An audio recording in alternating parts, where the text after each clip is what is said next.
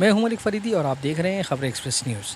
हर साल की तरह इस साल भी अंजुमन बाशिंदा बिहार ने बिहार के कामयाब और होनहार बच्चों को मेडल, ट्रॉफी, सर्टिफिकेट और लैपटॉप बैग बड़े बड़े मान्यवर लोगों के हाथों देकर सम्मानित किया। आज ये जो प्रोग्राम था ये अंजुमन बाशिंदगान बिहार मुंबई की जानिब से था, जो मुंबई के 44 साल हो गया इस एनजीओ को। और इस प्रोग्राम की सदारत जो है अंजुमन इस्लाम के अध्यक्ष डॉक्टर ज़हीर कारी साहब कर रहे थे। इस प्रोग्राम में मेहमान खुसूसी की हैसियत से हमारी मुकामी एमएलए आमदार यामिनी यशवंत जादू साहिबा आईं और मुझे खुशी है कि वो वक्त भी दी और बच्चों की हौसला अफजाई भी की। और हमेशा उनका अंजुमन बाशिंदगान बिहार को सपोर्ट, बड़े साहब का जो सपोर्ट हमेशा 25 साल से हम लोग को है और हम लोग हमेशा उनके साथ में, यशवंत जादू साहब के साथ में रहे हैं। और आपको हैरत होगी कि सिर्फ एक एसएमएस किया था उनको कल और आज मैडम यहाँ हाजिर है। तो ये इनका खुलूस बताता है। अंजुमन के तमाम जिम्मेदार इनकी आमद पर इनका शुक्रिया अदा करते हैं और इनसे उम्मीद करते हैं कि मैडम आइंदा भी अंजुमन बाशिंदगान बिहार के इस काम के लिए, अच्छे काम के लिए पेश पेश रहेंगी। और ये प्रोग्राम जो है हर साल हम करते हैं। 2 साल से ये प्रोग्राम अंजुमन बाशिंदगान बिहार नहीं कर पा रही थी कोरोना की वजह से, और यहाँ पे 10वीं और 12वीं के बच्चों को जो अच्छे नंबर से कामयाब हुए हैं उनको हम अवार्ड देते हैं। अंजुमन बिहार इंस्टीट्यूट ऑर्गेनाइजेशन की तरफ से शायद हर साल ये प्रोग्राम होता है जिसमें जो बच्चे और बुज़ुर्ग भी जो हज़रात बहुत अच्छा कंट्रीब्यूशन करते हैं उनकी हौसला अफजाई का प्रोग्राम होता है। कोविड की वजह से पिछले 2 साल ये प्रोग्राम हो नहीं पाया और इस बार अंजुमन बिहार ने ये प्रोग्राम किया। इसमें एज ए चीफ गेस्ट मुझे आने का मौका मिला और मैंने यहाँ पे प्रोग्राम में सच में देखा कि बहुत अच्छी अटेंडेंस यहाँ पे है और ये जो इंस्टीट्यूशन है, ऑर्गेनाइजेशन है, बहुत अच्छा काम कर रही है। बिहार से हमारा एक अलग लगाव है क्योंकि हमारे बहुत सारे जो दोस्त हैं ऑल इंडिया सर्विसेज में, आईएएस, आईपीएस या बाकी सर्विसेज में बहुत बड़ी तादाद में आते हैं। और ये हमेशा कहा जाता है कि एजुकेशनली, बिकॉज़ बिहार पहले से ऑल इंडिया सर्विसेज में एक अपना दबदबा रखे हुए है। यहाँ पे भी बहुत सारे ऑफिसर्स मुंबई और महाराष्ट्र में है। तो ये जो बिहार से ताल्लुक़ रखने वाले जो बच्चे यहाँ पे हैं, इन लोगों ने या जो रहनुमाई ये करना चाह रहे हैं ऑर्गेनाइजेशन कि ये बच्चे सभी फील्ड्स में, ये नहीं कि सिर्फ ऑल इंडिया सर्विसेज में, सभी फील्ड्स में जाए। कोई भी करियर जो हो वो करियर अपने को जो खुद को अच्छा लगे वो करियर सबसे अच्छा होता है। कोई भी एक करियर दूसरे करियर से ख़राब या अच्छा या बुरा नहीं होता है।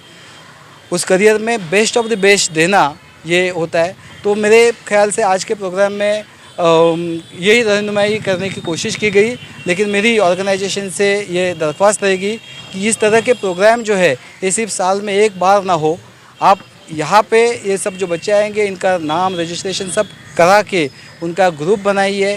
फिर उसके बाद में जिनकी जिस फील्ड में रुचि है, जिस फील्ड में उनको जिनको पसंद है, उस तरह के, जैसे कि अगर मेडिकल फील्ड में जाने वाले लोगों को अच्छे डॉक्टर्स से रहनुमाई करवाइए, जो एडवोकेट्स है वह उस तरह से, तो ये बहुत अच्छा प्रोग्राम हो जाएगा। क्योंकि बहुत बार ऐसा होता है कि डाइवर्स जब पॉपुलेशन होता है तो जो बात कहने वाले की भी एक लिमिटेशन आ जाती है, क्योंकि जो बात इन्हें छू जा रही है शायद इनको, उनके लिए वो मतलब की नहीं होती है।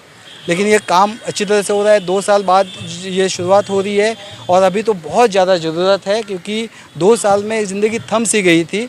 और मुझे पूरा यकीन है कि अंजुमन बिहार जो ऑर्गेनाइजेशन है इस मेरे सुझाव को अच्छे स्पिरिट में लेगा और उनके काम में जो भी उनको मदद है मैं अपनी तरफ से, जो मेरे बाकी जो आईपीएस ऑफिसर्स दोस्त है, बैचमेट्स है, जूनियर्स है, सीनियर्स है, उन्हें यहाँ पे ज़रूर इंट्रोड्यूस कराऊंगा।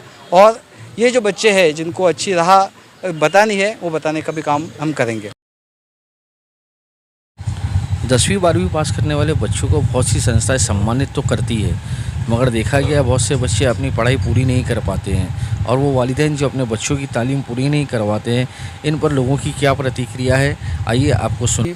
बहुत बार ये हम लोग मतलब आज 2022 में है और उसके बावजूद हम देख रहे हैं कि बहुत बार हम एजुकेशन की बात कर रहे हैं, वो एजुकेशन जब तक कि आपको अच्छा मेंटोर नहीं हो तब तक नहीं हो पाता है। अभी वैसे 10वीं तक तो जा ही रहे हैं, लेकिन फिर भी एक थोड़ा सा सेक्शन जो है कि शायद एक शॉर्टकट की तरह कुछ, या फैमिली उनकी कंपल्शंस है कि वो देख रहे हैं कि अपने वालिद बूढ़े हो गए तो उन्हें मदद करनी है। कई बार अच्छा गाइड नहीं है, उन्हें लगता है कि अरे अच्छा है ना, ये काम कर रहे हैं, दिन में 500 कमा रहे हैं, तो और क्या एजुकेशन लेने की ज़रूरत है। दोनों तरह के किस्से हैं। और मैं कहूँगा कि अगर समझो गए हैं, लेकिन एजुकेशन उनको कल फ्यूचर में उन जो काम कर रहे हैं उसको बेस्ट करने का मौका दे सकती है। डिस्टेंस एजुकेशन की बात है या स्किल डेवलपमेंट, ऐसे नहीं कि वही 10वीं वही 12वीं वही ग्रेजुएशन, उसके साथ साथ उनको अच्छा स्किल सेट जो है वो अभी बहुत सारे इंस्टीट्यूशन हुए हैं और इसकी बहुत ज़रूरत है, क्योंकि वही काम हम कर रहे हैं, एक्सपीरियंस के तौर पे कर रहे हैं। डॉक्टर के यहाँ पे कंपाउंडर रहने वाला कंपाउंडर बन रहा है या वेल्डिंग का काम वेल्डिंग कर रहा है, वो वेल्डिंग में भी वो बहुत अच्छा क्यों नहीं कर सकता है। और उसे मेरे ये जो काम है, मेरे ख्याल से ऑर्गेनाइजेशंस को आपने बहुत अच्छा इशू ये उठाया हुआ है और मुझे लगता है कि आवाम से जुड़ने का ये अच्छा मौका भी है। शायद हम जो ब्यूरोक्रेट्स हैं, हमें भी ये आपने जो पॉइंट दिया हुआ है, इस पॉइंट को शायद उनके ज़िंदगी से जुड़ी हुई बातें जब हम करेंगे तो आवाम से और अच्छी तरह से जुड़ जाते हैं। तो मेरे पास कोई रेडीमेड सॉल्यूशन नहीं, लेकिन आपने जो सवाल पूछा है वो सवाल मेरे मतलब मुझे हार्ट को छू गया है और मैं सच में इस पे विचार करूँगा कि ये बात है कि जिससे हम ऐसे सेक्शन से जुड़ सकते हैं जिससे हम नींव तक पहुँच सकें। जी, साबु सिद्दीक ने इस पर काम किया है और जैसा कि मैंने अभी कहा भी था कि साबु सिद्दीक में हाई मेरिट के बच्चों को ही नहीं, जो ड्रॉप आउट है उनके लिए भी हम स्किल ओरिएंटेड कोर्सेज चलाते हैं, जिसके अंदर हम जैसे plumber, carpenter, electrician, diesel mechanic, AC mechanic, ऐसे हम बच्चों को स्किल ओरिएंटेड कोर्सेज बताते हैं। जो बच्चे नहीं पढ़ पाते हैं, ड्रॉप आउट हैं, वो अपने पैरों पे खड़े होते हैं और ऐसे बच्चों के लिए हम काम करते हैं। एक तरफ हमारे प्रधानमंत्री का कहना है कि पढ़ेगा इंडिया तो बढ़ेगा इंडिया, लेकिन दूसरी तरफ सरकार ने हाल ही में पेंसिल, रबर वगैरह वगैरह पर जीएसटी लागू कर दिया है। ऐसे में कैसे पढ़ेगा इंडिया और आगे बढ़ेगा इंडिया? दरअसल सरकार पढ़ने देना ही नहीं चाहती है, क्योंकि पढ़ने के बाद बच्चे हक की बात करने लगते हैं और सरकार नहीं चाहती है कि हमारे सामने कोई हक की बात करे। इसलिए पढ़ाई जितना महंगी हो, जितना प्राइवेट सेक्टर में चले जाए, ताकि बच्चे कम से कम पढ़ सके और कम से कम अगर पढ़ेंगे तो जो हक मांगने वाले लोग हैं, जो लिटरेट होंगे और वह संविधान को समझेंगे, वह लोग अपनी हक के लिए जब लड़ेंगे तो सरकार के लिए मुसीबत पैदा होगा। इसलिए वो नहीं चाहती है और इसी सब की वजह से शिक्षा को महंगा करने की सरकार की कोशिश जारी है। देखिए, जहाँ तक जीएसटी की बात है तो दूध पर भी है, मक्खन पे भी है, आटे पे भी है, गेहूं पे भी है, पेंसिल पे भी है, किताब पे भी है। नहीं है तो हवाओं पे जीएसटी नहीं है, पानी पीने पेट्रोल नहीं है। तो ये सब चीज़ें जो है ये इंसान का खून चूसने के लिए काम किया जा रहा है, समझे ना।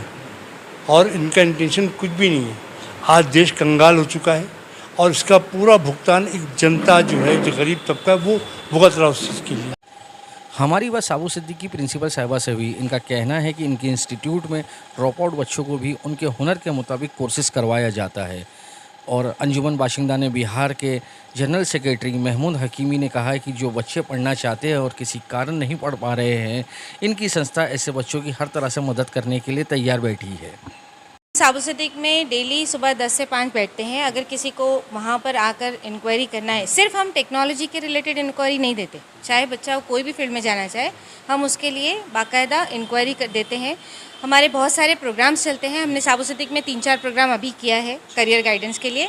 और भी अगर बच्चे आना चाहते हैं तो हमारा करियर गाइडेंस सेंटर है, आप उस पर आइए और हम उस पर। बाशिंदगाने बिहार हर तरह के पास हर तरह की स्कॉलरशिप स्कीम मौजूद है।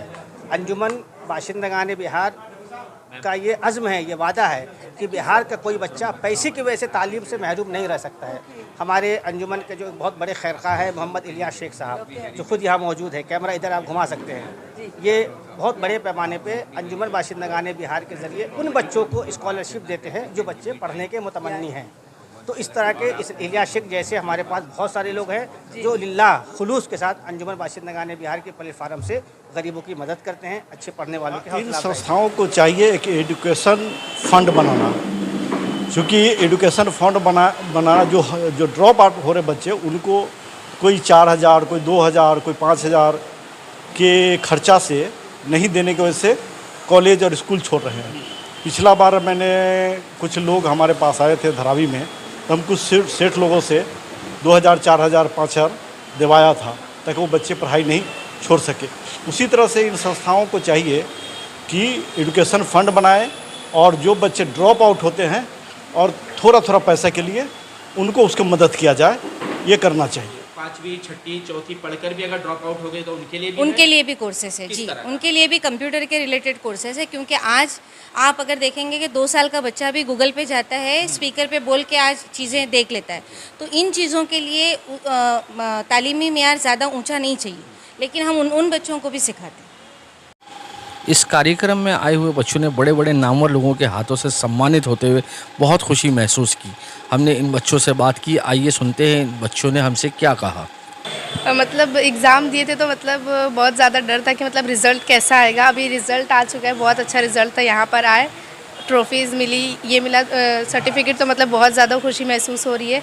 अब लग रहा है कि आगे जाके मतलब कुछ अच्छा कर सकते हैं। जब हमारे पास असली तालीम नहीं रहते तो हम लोग बहुत सारे जगह पर ठोकरें खाते हैं, बहुत सारी दुश्वारियाँ आती है। इसकी वजह से हम लोग को ऐसा महसूस हुआ कि असली तालीम ज़रूर हासिल करना चाहिए। अगर हमारे पास असली तालीम है तो हम हर मैदान में आगे चलकर काम कर सकते हैं और फ्यूचर हमारी बेहतरीन अच्छा हो सकता है। और हर मुसलमान को चाहिए कि दीन के साथ, ना कि दुनिया के साथ, दीन के साथ हमें दुनिया भी लेके चले। अगर दीन के साथ दुनिया लेके चलें तो इंशाअल्लाह हर कदम पर दुनिया हमारी कदमों को चूमेगी। पहले तो मैंने जब हमारा एग्ज़ाम चल रहा था तब हमने रात के वक्त पढ़े थे, और दूसरी बात हमारे टीचर्स हमारी मदद कर रहे थे, और साथ साथ हमारे पेरेंट्स भी हमें पढ़ने में बहुत मदद की है। मुझे तो पहले बहुत डर लग रहा था कि मेरे 80 भी नहीं आएगा, मगर अभी 90 आए तो बहुत खुशी हुई है और एकदम मिरेकल लग रहा है, जैसा अचानक से कोई जादू हो गया है। मैंने दीनी तालीम अरबी शुअब में अभी इस वक्त ज़ेर तालीम हूँ और उसके साथ साथ हाफिज़ कुरान भी हूँ,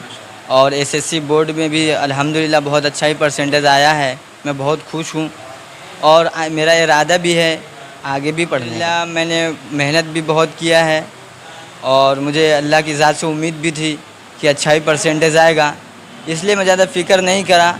लेकिन अल्हम्दुलिल्लाह जब रिज़ल्ट आया तो माशाल्लाह मैं बहुत खुश हो गया कि चलो एक हाफिज़ कुरान भी होते हुए दुनियावी लाइन में भी अल्हम्दुलिल्लाह मैं अच्छा ही गुज़रा। तो क्या आज आपको जो यहाँ पर ये अवार्ड दिया गया है, ये फेलिसिट किया गया है, आपको किस तरह से इसको महसूस करते हैं? हम बहुत अच्छा फीलिंग हो रहा है जब ये अवार्ड लेते हुए। लोगों ने बहुत खुशी मनाई और हमने भी खुशी मनाई। अब आगे क्या सोचते हो, मेहनत करोगे? जी इंशाल्लाह करेंगे। घर के हालात चाहे जैसे हो, लेकिन पढ़कर देश का नाम रोशन करना है इंशाल्लाह। इस कार्यक्रम में आए हुए मान्यवर लोगों ने अपनी ज़िंदगी के अनुभव लोगों से शेयर करते हुए लोगों को और ड्रॉप आउट बच्चों को एक खूबसूरत सा पैगाम दिया। बहुत छोटा आदमी हूँ कि जो कुछ संदेश दो। एक ही चीज़ कहूँगा कि एथिक्स और इंटीग्रिटी या वैल्यूज़ जो होती है, इसके बारे में कई बात होते ही नहीं दिख रही है। लोग एंटरटेनमेंट की बात बोल रहे हैं, लोग पॉलिटिक्स की बात बोल रहे हैं, और एथिक्स और इंटीग्रिटी ऐसी चीज़ हो गई है कि वैल्यू जिसको हम कहते हैं कि वैल्यूज़ को कोई वैल्यू नहीं है। जब तक हम उसके बारे में बात नहीं करेंगे तब तक ये नई जनरेशन समझेगी नहीं। तो जो लोग वैल्यूज़, एथिक्स खुद के अपने लाइफ में प्रैक्टिस कर रहे हैं, वो सिर्फ चुप ना बैठे, उस वैल्यूज़ के बारे में, एथिक्स के बारे में बोलते रहे। क्योंकि अगर आप उस बात को नहीं बोलोगे तो शायद जो बुरी आवाज़ है वो बड़ी हो जाएगी और ये आवाज़ दब जाएगी। तो अगर बुराई बढ़ रही है तो अच्छाई का काम है कि अच्छाई की आवाज़ उसी तरह से हमेशा। मैं मैसेज देना चाहूँगी कि अगर वो पढ़ना चाहते हैं तो पढ़ने के लिए कोई भी रोक नहीं सकता। अगर वो पढ़ना चाहते हैं तो वो हमारे पास आएँ।